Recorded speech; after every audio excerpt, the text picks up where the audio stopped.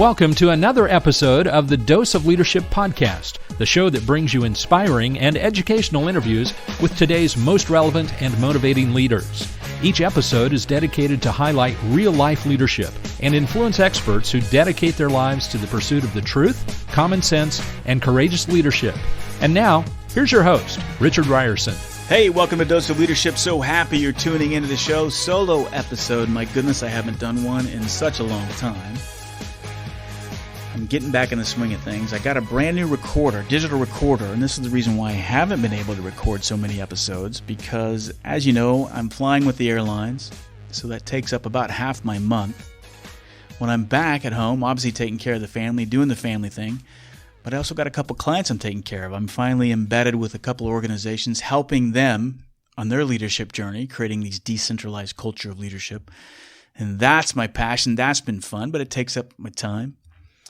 And obviously, I'm doing sponsored podcasts with Equity Bank, as you hear on this show, the Equity Bank series, and that takes up time as well. But I'm on the road. I got this digital recorder. Now I can do the solo episodes, so I'm back with a vengeance, with force. And hopefully, you're going to be hearing more about me. I'm going to try to do one a week. That's the intent. That's the goal. And we'll start off with this one here. And I do have a sponsor of this show, RSM Marketing. My great friends there. They've been great supporters of this show. They've been helping me on my entrepreneurial journey as well from a marketing perspective. Are you overwhelmed with marketing like I am? I mean, I can't afford a marketing team. I'm a team of one here. Solo entrepreneur. And I get overwhelmed by those expanding marketing tactics out there. I mean, it's different than it was 5 years ago. My gosh, it changes all the time. And so if you're a small startup or a solopreneur like me, or you're a large organization with thousands of employees, it doesn't matter. I want you to check out RSM Marketing because outsourced marketing department may be your solution, an OMD, if you will. You see, RSM employs dozens of specialists and experienced marketing directors, and they act as your outsourced marketing department. Companies hire RSM because of the complexity of marketing, and it's growing exponentially. As companies, we don't want to hire and manage a large team of marketing professionals. So outsourcing allows us to gain access to this full team of specialists with a flat monthly subscription rate. And that's what's beautiful about RSM Marketing. And many times this cost, believe it or not, is lower than the cost of a single full-time employee. If you want to learn more, schedule a meeting with my friend Mike Schneider, managing partner at RSM. And he'll get you all the information that you need. They work hard, so they make it easy for you. RSM has been named twice to the Inc. 5000, and they operate a cost-efficient headquarters right smack dab in the middle of the United States in Wichita, Kansas. So it makes it easy to work with anybody's schedules all across the country.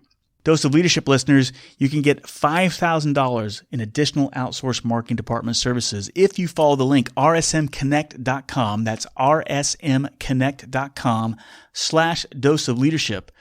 It has all the information there, all the links where you can connect with Mike, and you can get started on your marketing journey. Check them out. All right, this show, solo episode, it's this concept, what I call putting the pin in the grenade. It's come up a few times working with my clients over the last 7 months. And as you know, I'm passionate about, and what I specialize in is helping organizations create this decentralized culture of leadership. We talk about it exclusively or many times on this show with guests and even on solo episodes. And it's this whole idea of if you're going to be effective, if you're going to scale, if you're going to be an organization that can effectively deal with a chaotic situation, and let's face it, all of our businesses are chaotic. Life is chaotic. But the goal, and this is why we study leadership, is to be that composed, confident, consistent, and courageous force within that chaos. That gives you the edge. That's what we're trying to do. Now, to do that, to create this culture, it demands that the middle and below, and I'm specifically talking about you middle managers, if you're in the middle of an organization, if you're in the middle and below, you really are the engine of the organization. Don't discount the influence that you have in your organization. Yes, leadership starts at the top, no doubt about it. But the middle and below are the ones that get it across the goal line. Leadership starts at the top. Leadership demands at all levels, demands that we set the example, that we're always trying to be that composed force. You know, it's a messy, complicated mess at times. But what I'm trying to get, you remember, the power is in that middle and below is if they feel empowered, if they are empowered, to make decisions without asking for permission. It's creating this culture of asking for forgiveness instead of permission. That scares a lot of people. It scares a lot of CEOs and people and above. But remember what we're trying to do. We're trying to scale. We're trying to get things done with more with less.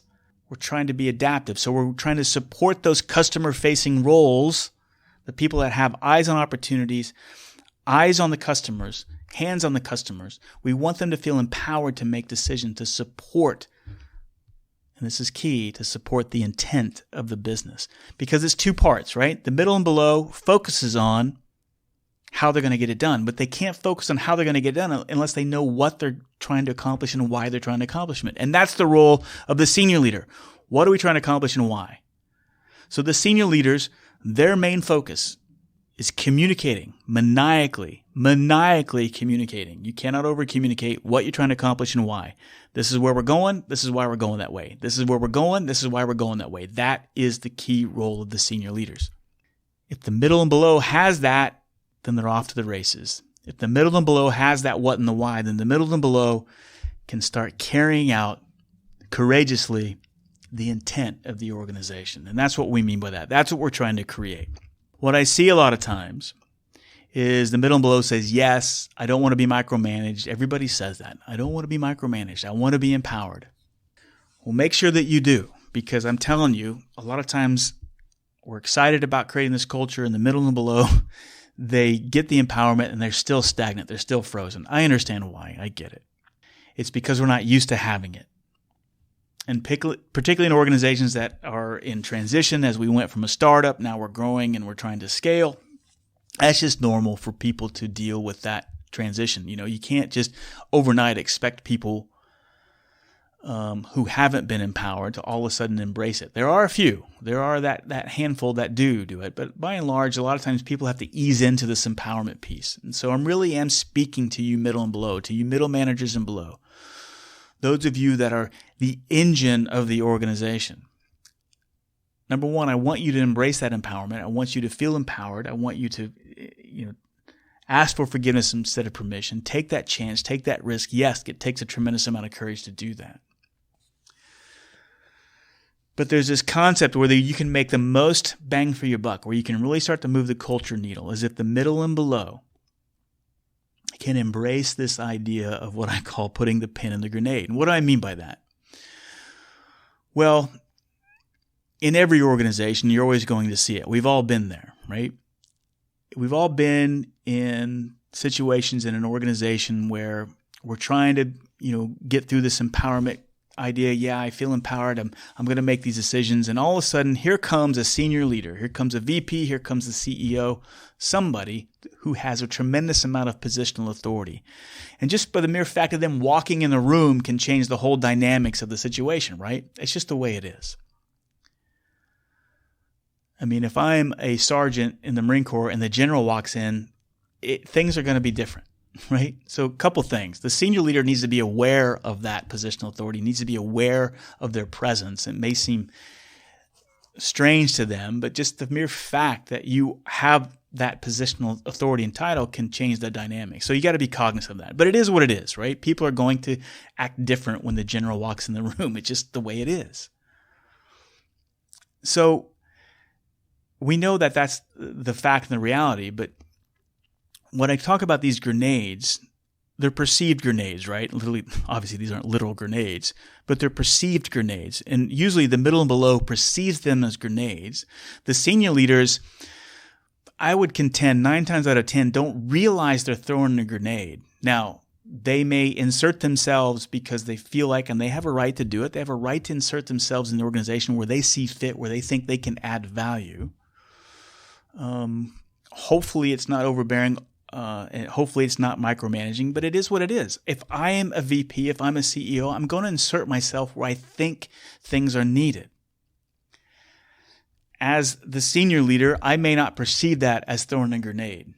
And I can guarantee you I don't look at it as a grenade because I'm never going in there trying to intent to hurt, maim, or kill this process. Maybe there's an occasion I am trying to stop it, but 9 times out of 10, I'm inserting myself because I think I'm adding value. I think I'm helping. I may or may not. That's not the point of this conversation. But the point I'm trying to make is the thrower of the perceived grenade usually doesn't know they're throwing a grenade. The receivers, however, tend to receive it and view it as a grenade because it's disrupting what they're trying to do. Now, how you respond to that perceived grenade being thrown is what I'm trying to get across here. Because 9 times out of 10, what I see are people running. What do you do when a grenade's thrown? They literally run for their lives, right? And they deflect or they give it to somebody else because they don't want it exploding in their face. They don't want to deal with the shrapnel and the after effects. That's the wrong solution. Every now and then, you'll see a hero that jumps up and jumps on the grenade and takes one for the team. That's not necessarily the best thing either in this analogy. What I want you to do, and listen close to me, if you're middle and below, this is where you make the most bang for the buck for an organization. This is where you effectively are leading up and leading across and leading down and helping the organization create this culture of a decentralized leadership. When the next literal or the figurative grenade is thrown, perceived grenade is thrown, I want you to stand there and sit there in a composed manner and watch it spin around. And effectively, I want you, with courage and calmness and composure, to pick it up and put the pin in and say, yes, sir, yes, madam, I see this is important. What do you want me to do with this? And that stops the perceived chaos. It does a whole host of things when you do that. You as the middle leader, influencer in the organization, it helps me, the senior leader, to become a better leader. It helps me in the communication. It helps me. You're extracting the intent from me. Does that make sense? So instead of just running away from the perceived grenade, instead of diving on the grenade, you're picking it up, you're putting the pin in, you're looking at me, and we're having a conversation, and you're extracting the intent from me. You're helping me, the senior leader, become a better leader. Does that make sense? If I'm the senior leader, hopefully the next time I'll be more cognizant and more aware if and when I'm throwing a grenade, a perceived grenade, right? I love that example because it highlights the importance of you, the middle manager and below, how much influence you have in an organization on helping the senior leaders to become a better leader, in taking care of your folks, making sure the grenade doesn't throw up and disrupt everything, right? Now, that grenade that I threw that you perceive may be extremely important. It could change the priority trajectory of what we're working on. It could be that important, and that's what we're trying to find out. So instead of reacting to the situation and just reacting to what the positional authority figure has inserted themselves into, we're having the conversation. We're extracting the intent. And we're re-gauging against all the priorities that we already have set in motion, because it may be the most important thing. Does that make sense? If you're in the middle and below and you're saying, well, I came in because the boss said this and the boss is ranting and raving because I said so, and this is more important than that, and this and that. Look, senior leaders are going to insert themselves. They have a right to insert themselves. But you have an obligation. It's not your right to challenge, it's your obligation. It's your obligation to pick up that figurative grenade, put the pin in, and ask, I know this is important to you, sir, obviously because you wouldn't have thrown it. What do you want me to do with this? Why is this important? That will change the culture needle faster than anything else. It'll change it faster than changing all the personality types of your senior leaders. It'll change it faster than changing your product. I mean, it is so powerful. I've seen it time and time again. And that's my challenge to you if you're listening to this. If you are at the middle and below, I'm challenging you. Find those times when the grenades are thrown. Don't dive on it. Don't run away from it. Calmly pick it up and put the pin in and start extracting the intent. Asking why. It is your biggest and most powerful arrow in your quiver. And it's central if we're going to create this culture of decentralized leadership. It is a game changer. All right, let me know what you think about this episode. Reach out to me at doseofleadership.com. Fill out the contact form, or richard@doseofleadership.com. Send me an email. I will respond. I promise you, I answer all my emails. It may take me a while to get to it, but I will personally either call you or answer the emails. Let me know where you're at in your journey. If you're needing somebody to be that arrow in your quiver to help change that culture of leadership in your organization, I'm your guy. I'm an expert at this. I'm passionate about this. You can insert me. I can be embedded, and I guarantee you I will get people to start looking at things differently than you ever have done before. And this is what I'm put on this planet to do, so reach out to me. And we'll see what we can do for your organization. All right? Thanks for being a listener to the show. Thanks for being a fan of the show. Until next time, we'll see you on the next solo episode.